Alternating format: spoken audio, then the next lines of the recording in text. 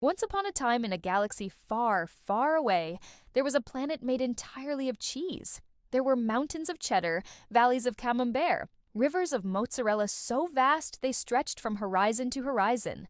And at its center stood a great big sandwich, hundreds of stories high, made of two giant slices of bread and filled with thousands of delicious ingredients. Now, this sandwich was special because it was made by a little alien named Larry who wanted to make his mom the best sandwich ever. But while he was assembling it, a hungry space monster flew by, snatched the sandwich out of his hands, and zapped it up to a nearby space station. Larry's mom was devastated, but there was nothing they could do. That is, except for one. Larry had put a tracking device on the sandwich so he could find out how good his mom would rate it. And now he saw that it was being held on a space station orbiting a very far-away planet.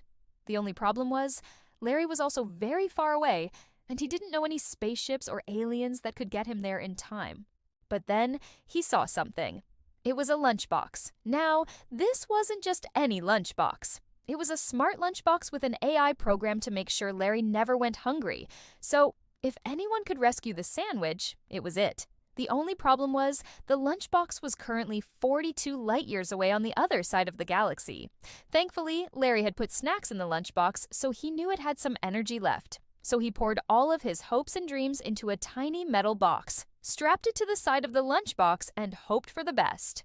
It took 4 days for anything to happen, but on the 5th day, just as Larry was about to give up hope, the sandwich suddenly reappeared in front of him. You see, the moment the lunchbox detected Larry's signal, it got to work. It used its onboard hyperdrive to jump between galaxies and arrive just in time to save the day.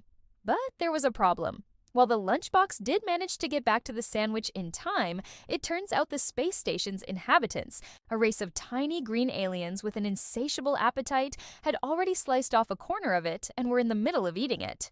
At first, Larry was furious. He shouted and yelled at the aliens, but they just stared at him in confusion.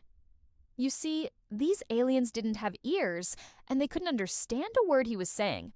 So Larry decided to show them instead. He mimed biting into a sandwich, and then pretended to faint from a lack of sustenance. The aliens panicked when they saw this.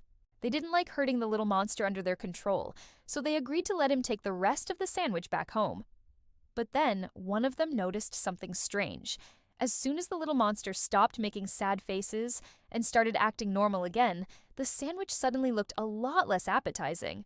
They poked and prodded it with their antennas and realized with horror that somehow the sandwich had turned into a metal replica. Now, this would not have been a problem if they hadn't just finished their monthly supply of nanobots. See, their spaceships ran on these things, and without them, they weren't going anywhere anytime soon, so they offered Larry a deal. If he gave them the metal sandwich so they could use it for spaceship fuel, he could have whatever else was in the lunchbox. Larry accepted, and the aliens were so grateful that they even agreed to let him ride in their ship so he could get home faster. It was then that Larry noticed something weird. All around the ship were pictures of sandwiches, but none of them were like the one he had made. They were all boring, stale pieces of bread with a single layer of cheese and lettuce. This made him realize something. On this planet, sandwiches were more than just food. They were works of art. Each one was unique and delicious in its own way. And Larry's sandwich, well, it was the greatest sandwich in the universe. Of course, the aliens didn't know that at the time.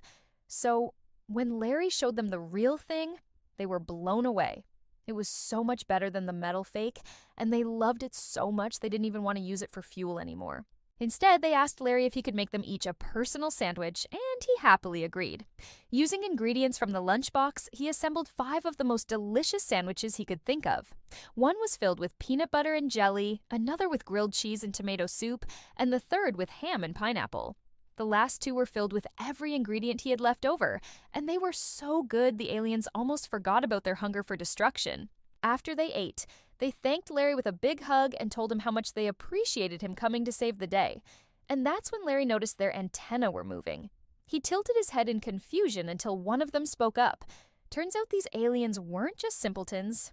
They were actually incredibly advanced beings who had chosen to live in a primitive state so they could learn more about the universe. When they saw Larry, they sensed a kindred spirit and decided to help him on his journey home. They told him about wormholes and black holes, about quasars and pulsars, and about all the amazing things he would see on his travels. and Larry listened intently, soaking up all the knowledge like a sponge. Finally, it was time to part ways. The aliens hugged Larry goodbye and wished him luck on his quest to deliver the perfect sandwich to his mom. Then they powered up their ship and disappeared into the vastness of space, leaving Larry all alone in the vast emptiness of the universe. But he didn't feel alone for long. As soon as the aliens left, a robot emerged from behind a rock. It introduced itself as Unit 734, but Larry quickly told it to call itself Rusty. You see, when Larry had sent out a distress signal, Rusty had been the only one to respond.